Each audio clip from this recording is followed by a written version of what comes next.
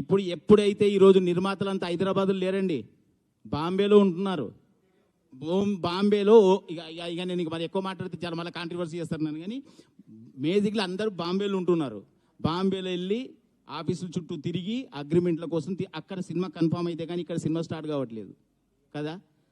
రేపు థియేటర్లు మూతపడితే కూడా పీవీఆర్ అన్ని కార్పొరేట్ సంస్థలన్నీ అక్కడే ఉంటాయి. ఒక సునీల్ ఒకడే ఇక్కడ ఉంటాడు, మిగిలినవన్నీ అక్కడే ఉంటాయి. అప్పుడు అందరూ పోయి అక్కడ కూర్చొని నాకు ఇన్ని షోలు ఇవ్వండి. ఇప్పుడు మా మీద ఫోన్ చేస్తారు చూసిర్రా, సునీల్ మీద ఫోన్ చేస్తారు, నాకు ఫోన్ చేస్తారు కొందరు మిత్రులు నిర్మాతలు, నాకు ఆడ షో తగ్గింది, ఈడ షో తగ్గింది, ఇదని అదని. అప్పుడు బాంబే చేయలేరండి ఎవరు.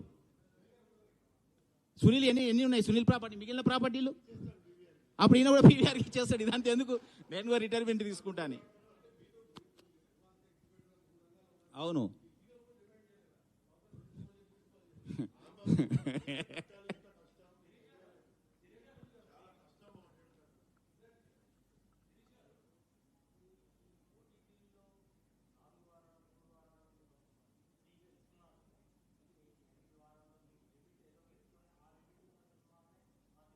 చేస్తాం. ఇప్పుడు నెక్స్ట్ అది కూడా ఇప్పుడు ఇది అయిపోయిన తర్వాత నెక్స్ట్ మీటింగ్ అదే compulsory. Already south exhibitors association వాళ్ళు కూడా మాట్లాడుతున్నారు కదా.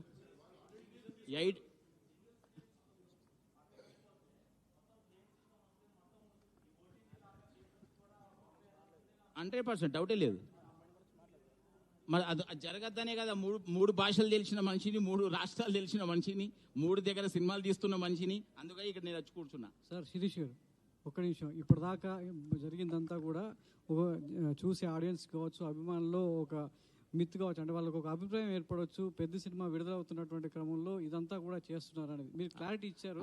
అందుకనే మేమందరం మేము చెప్తున్నది ఒకటే, ఒక రిక్వెస్ట్, మన హీరోలు మంచి హీరోలు, మమ్మల్ని కాపాడుతున్న వాళ్ళు అందరినీ ఒక ప్రొడ్యూసర్లుగా, డిస్ట్రిబ్యూటర్లుగా అందరూ మంచి రిలేషన్తో నడుస్తున్న ఇండస్ట్రీ ఇది.